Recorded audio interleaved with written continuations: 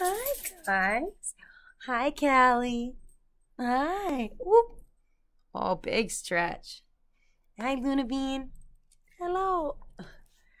Callie, did you just lick my eyeball? Hi, guys. I'm here with Callie. Callie's my first dog. She's from a local shelter near me. She's a mixed breed. She's Beagle, German Shepherd, Australian Cattle Dog, Chow Chow, and Corgi. She is the best girl. She's about a year and a half old. Um, and she's trying to get down. Okay. And Luna over here is my 10-week-old puppy. She's a Siberian Husky puppy. You hear her ring the bell in the background. That means she wants to go outside because there's something she wants to chase. So today I wanted to talk about what it's like when you're deciding to get a dog, whether you should get an adult dog or a puppy, the pros and cons, whether you should go to a shelter or get it from somebody that you know or someone that has a listing or a breeder, things like that. So I will say one of the biggest pros to getting an adult dog is that they're usually further along with training. Granted, it's different dependent on the dog. But when I got Callie, since she was at the shelter and she was used to being kenneled for most of the day and only really went out to go get walked or do they had puppy playtime, she was pretty much almost potty trained because she didn't really want to go to the bathroom where she was sleeping and living most of her day. So she would most of the time like wait until the volunteers or the staff at the shelter could actually take her for a walk or take her outside to go to the bathroom. So when I got her, she really only had maybe 2 accidents in the house, and it was just kind of getting used to the schedule. Once she got used to a schedule and I taught her how to ring a bell to go outside, there were no issues and she was pretty much completely potty trained. So that was like the biggest plus. The other thing is adults, at least in my experience, Callie learned things a lot faster. So when getting Callie used to the crate and being in a crate when I was either at work or overnight, she would howl a little bit in the beginning, but it was pretty quick to teach her that that was going to be her place and to get her to stay quiet during that time. So that really didn't take that long. The other thing that was kind of cool is she already had all of her surgery, so she was spayed when I got her and was already up to date on all her vaccines. And because she was on the older side, I could kind of have more freedom of like what I was feeding her, what treats I was using, things like that. So Callie was pretty easy. I always joked that having her is like not really having a dog because she can be very independent. She lets me know when she needs to go outside. If I need to put her in the crate at an irregular time, she doesn't have an accident. She doesn't tear things up. She's not destructive. I can really trust her. I can now leave the house for a few hours. I wouldn't do this on a full work day, but I can leave the house for a few hours and come back and trust that everything is fine. She hasn't gotten into anything. So she's wonderful that way. I didn't have to deal with teething. It was wonderful. Luna, on the other hand, so when I was thinking about getting a second dog, I was originally looking at adult dogs. I knew I wanted a husky because family members of mine had huskies when I was growing up. So it was just kind of something that I always grew up with, and I loved them. And I was looking at adults, but something to really consider is when you go for an older dog or an adult dog, sometimes, not all the time, but sometimes they come with pre-existing trauma. So for example, Callie has a fear of people, and I actually hired a trainer to help me work on it with her, just so she doesn't become as fear reactive when a new person walks in the room or she's walking past a new person.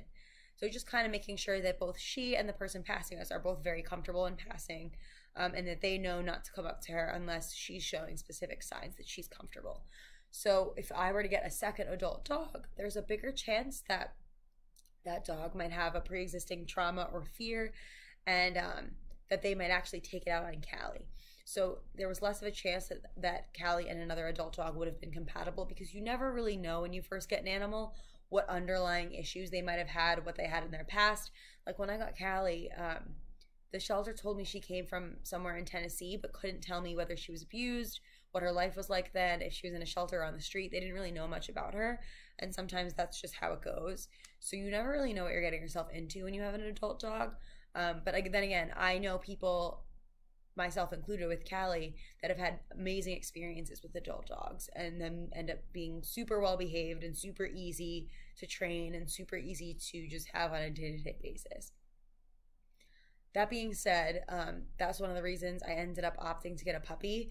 I figured in case there were any dominance issues with an older dog, I might not have that with that issue with a puppy, and I might not have the issue of any kind of pre-existing traumas or fears having been already developed with a puppy.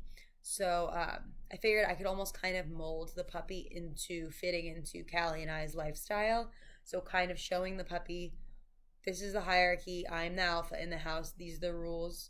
And it was also almost easier to train a puppy having an adult dog, because Luna, I've noticed, starts picking up on things that Callie does. So if she sees Callie ring the bell and then I take her outside, Luna's starting to pick up on, okay, if I'm going to go outside, I can ring the bell.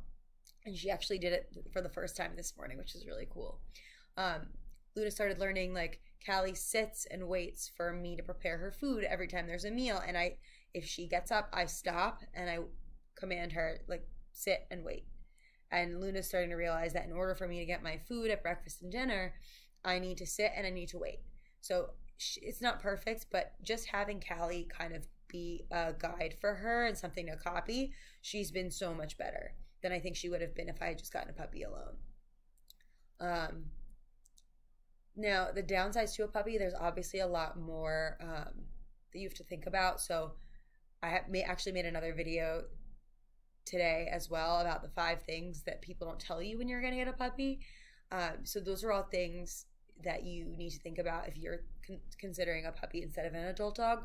So those things are like, a puppy has more diet restrictions, so not everything that you feed your adult dog or an adult dog is necessarily safe for a puppy. So you might not have as much access to different medicines or supplementary things for training as you would with an adult dog. There's puppy only costs that you have to think about. So they take a lot more vaccines in the first year. And then after that first year, they end up usually just getting annual boosters. So in that first year, you're really doing a lot of front heavy lifting when it comes to vaccinations. And then if the puppy doesn't, and this doesn't usually happen, but if the puppy doesn't usually come spayed or neutered, you might be considering getting them neutered or spayed, which is an added expense. Puppies are also more prone to accidents. So if you're thinking of getting dog insurance, puppy insurance, they might be more prone to issues in their first year, whether they're eating things they shouldn't be, or they end up choking on something and you need assistance, something like that, or they develop an allergy you didn't know about. They're more at risk to getting into things that they shouldn't be getting into, especially while teething.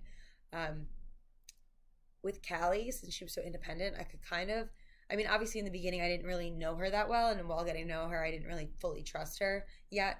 But Callie kind of doesn't have as much energy as a brand new puppy, so I could trust her to nap for a while and kind of do my own thing. Whereas with Luna, the puppy, it's a full-time job. I'm constantly keeping an eye on her, making sure she's not getting into things. So that's another thing to consider. Crate training with Callie went a lot easier and more smoothly than it does with Luna. There's a bigger learning curve. For example, Callie was used to staying in the kennel at the shelter, so when moving to a crate, it wasn't that drastic of a change. When I got Luna, she was used to being with her mom 24/7. She was used to being with her litter mates 24/7. And just kind of being in an open space and just kind of being able to do whatever she wanted. She never really was challenged yet because she was too young, never really challenged to start eating new things other than mom's milk. And a little bit of dry food. She was never challenged to hold going to the bathroom and going at a specific time. She was never challenged to be limited in a smaller space like a crate. In fact, when I got her from the farm, the farmer had her and the litter mates in just like their own barn outside.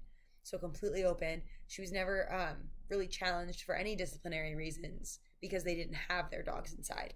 Their dogs were all kind of outdoor dogs, and the litter just kind of stayed in the barn overnight. So they had free roam of the whole barn, could go to the bathroom wherever, could play with their litter mates when they wanted to, didn't really have a sleeping schedule.